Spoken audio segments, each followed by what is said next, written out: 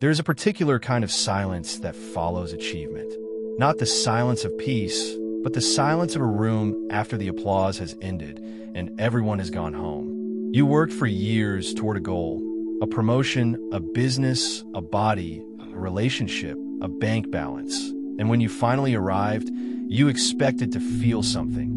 Relief, pride, completion. Instead, you felt strangely hollow, as if the thing you built was made of glass. And now that you're standing inside it, you can see straight through to nothing. This is not a personal failure.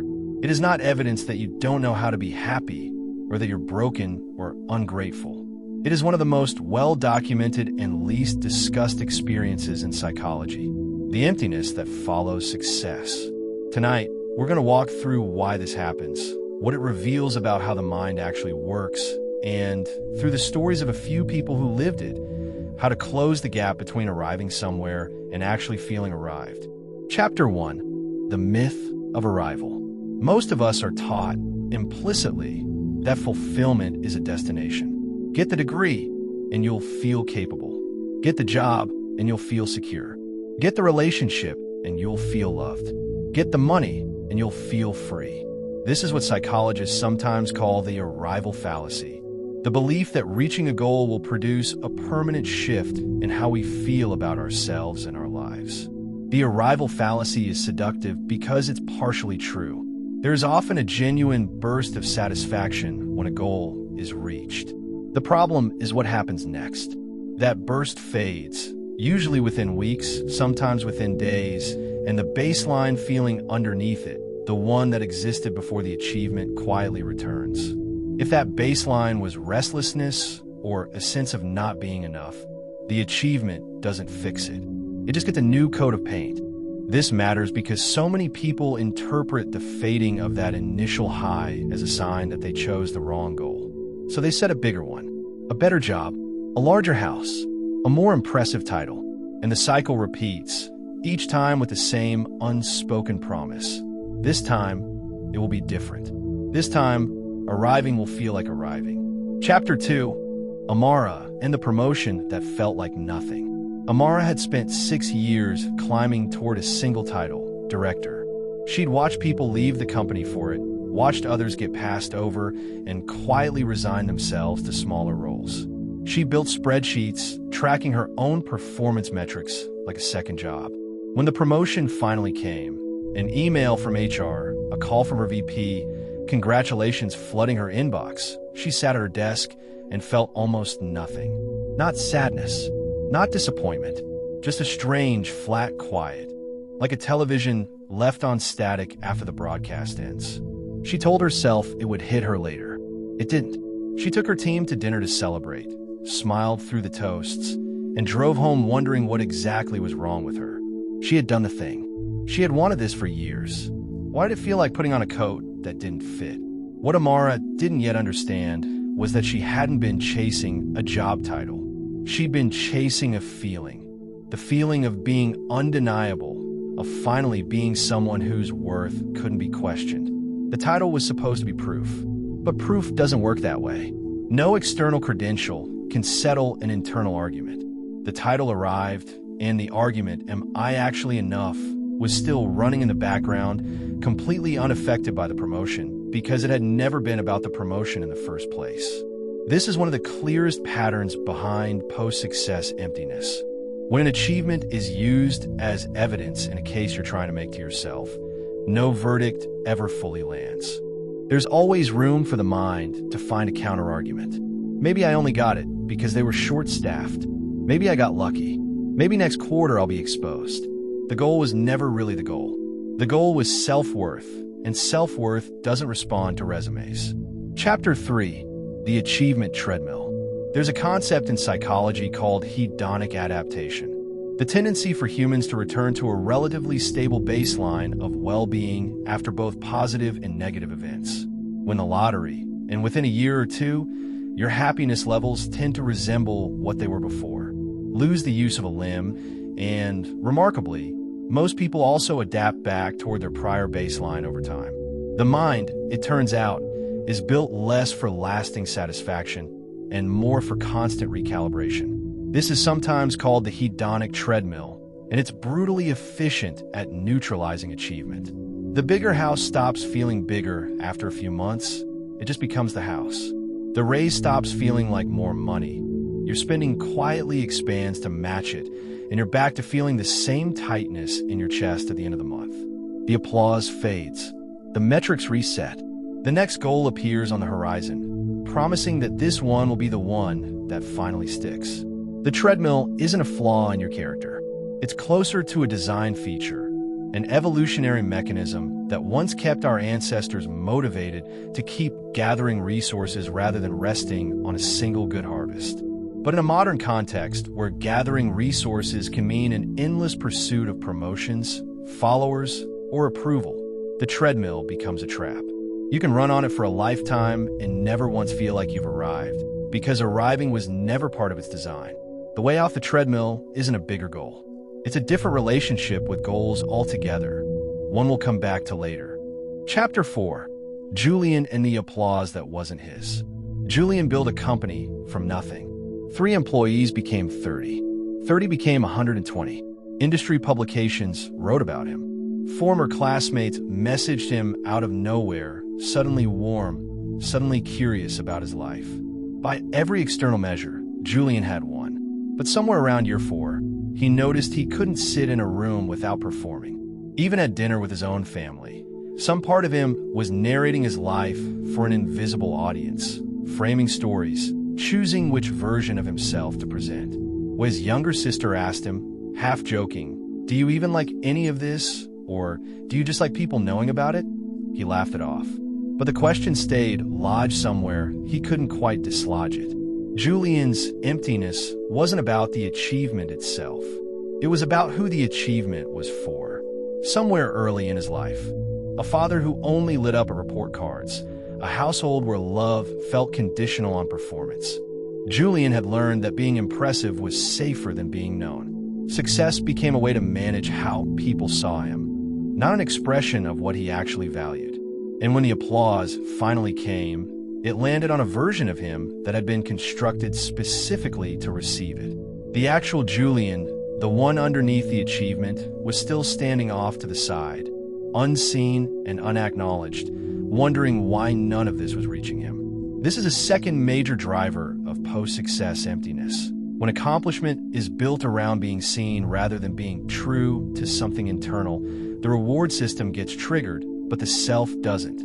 You can receive a standing ovation and still feel invisible, because the applause was for the character you built, not for you. Chapter 5. The gap between who you became and who you are. Every serious goal requires some degree of self-transformation. You don't build a company, finish a degree, or transform your body without becoming, in some real sense, a different person than the one who started. This is usually framed as pure gain, growth, discipline, evolution. And it often is. But transformation has a shadow side that rarely gets discussed. The further you travel from who you were, the more disoriented you can feel about who you are. People who achieve big goals often describe a strange identity vacancy afterward. The goal gave shape to years of their life. Every decision filtered through, does this move me toward it? And then it's reached, and the filter disappears. Who are you when the project that organized your identity is finished? Athletes describe this after retirement. Entrepreneurs describe it after a successful exit. Parents describe it in a different form when children leave home. The structure that gave days their meaning is gone, and underneath it, there's a version of you that hasn't been asked, what do you actually want, in a very long time? Because the goal was answering that question by default. This isn't a sign the achievement was worthless. It's a sign that identity built entirely around pursuit needs something to replace pursuit once the pursuit ends. Without that, the mind interprets the silence not as peace, but as loss. Chapter 6. Tobias and the success that outran the wound. Tobias grew up in a house where unpredictability was the norm. A parent whose moods could shift a room's temperature in seconds. As a child, Tobias learned to become extremely competent extremely early. Competence was armor. If he was useful enough, good enough, impressive enough, maybe the house would stay calm. Maybe he'd be safe. That pattern didn't disappear when he left home. It became the engine behind everything he built as an adult: a demanding career, a spotless reputation, a level of output that colleagues found almost unnerving. From the outside, it looked like ambition. From the inside, it was still a nervous system trying to outrun an old threat. The problem with this kind of success is that it's built to manage danger, not to produce joy. So when Tobias hit milestone after milestone and the achievement failed to bring him any real peace, it wasn't because the milestones were wrong. It was because the part of him doing the chasing had never actually been safe in the first place. No accomplishment could reach that layer because the fear it was trying to soothe wasn't rooted in the present. It was rooted in a house that no longer existed, run by a version of him that no longer needed protecting, though nobody had told his nervous system that yet. This is one of the quieter causes of post-success emptiness. Sometimes success is a coping mechanism wearing the costume of ambition. It can produce extraordinary external results while leaving the original wound completely untouched, because the wound was never the target. It was the trigger. Chapter 7. Priya and the goal that was never hers. Priya became a doctor because it was in her family, simply what happened. Not through force exactly. Nobody held a gun to her head, but through years of subtle signaling about what counted as a life well spent. She was smart, she was capable, and medicine was the obvious application of both. She never seriously questioned it, because there was nothing to question. It was the water she swam in. She matched into a competitive residency. She excelled. Her parents wept with pride at her white coat ceremony. And 3 years into practicing, alone in her car in the hospital parking garage at 2 a.m. after a brutal shift, she found herself sobbing without entirely knowing why. It took her the better part of a year in therapy to locate the source. She had built an entire identity, an entire decade of her life, around a goal that had never actually been screened against her own desires. It fit the shape of a good life, respected, secure, admirable, but it didn't fit her. And no amount of achievement inside a misaligned goal can produce the feeling of rightness, because rightness was never a variable the goal was optimized for. This is perhaps the most disorienting version of post-success emptiness, because there's no obvious villain. Nobody made Priya do anything. But an achievement built on an inherited goal rather than an examined one will often deliver exactly what it promises: status, stability, approval, while leaving the person holding it wondering why none of it feels like theirs. Because it isn't. It's a life borrowed from someone else's definition of success, worn convincingly enough that even the wearer can forget, for years, that it was never tailored to them. Chapter 8. What actually fills the void? If external achievement can't reliably produce lasting fulfillment, what can? Psychological research points toward a few consistent answers, and none of them are about achieving more. The first is what's sometimes called values alignment, the degree to which your daily actions actually reflect what you say matters to you. Someone can be wildly successful by external metrics and still feel empty if their days are spent doing things disconnected from their actual values. The antidote isn't a new goal. It's an honest audit. Does my life on an ordinary Tuesday look like something I'd choose if no one were watching? The second is intrinsic motivation, pursuing something because the process itself is meaningful, not only because of what it produces. Amara's promotion felt hollow because it was chased as proof, not as work she found meaningful in itself. When people reconnect with the parts of their work or life that they do even without recognition, the achievement stops needing to carry all the emotional weight alone. The third is relational depth. Isolation is one of the most reliable predictors of post-success emptiness. Not because relationships are a consolation prize for people who failed at ambition, but because human well-being is substantially built from being known, not just being admired. Julian's applause felt empty because it was addressed to a performance. What he actually needed, what most of us need, is at least a few people in front of whom we don't have to perform at all. The fourth is integration of the past self. Tobias's success couldn't produce peace until the fear driving it was acknowledged and eventually updated. This is slower, harder work than setting a new goal, and it usually benefits from real support, therapy, honest relationships, sustained reflection. But it's often the actual lever behind the emptiness, disguised as an achievement problem when it was underneath an unfinished piece of history. And the fifth, maybe the most practical, is choosing goals on purpose rather than by inheritance. Priya's turning point wasn't quitting medicine. She ultimately stayed, but restructured her practice around the parts of it that were actually hers, and let go of the parts that had only ever belonged to her parents' definition of a good life. The goal itself mattered less than the fact that she finally chose it consciously as an adult, rather than continuing to run on rails laid down before she could walk.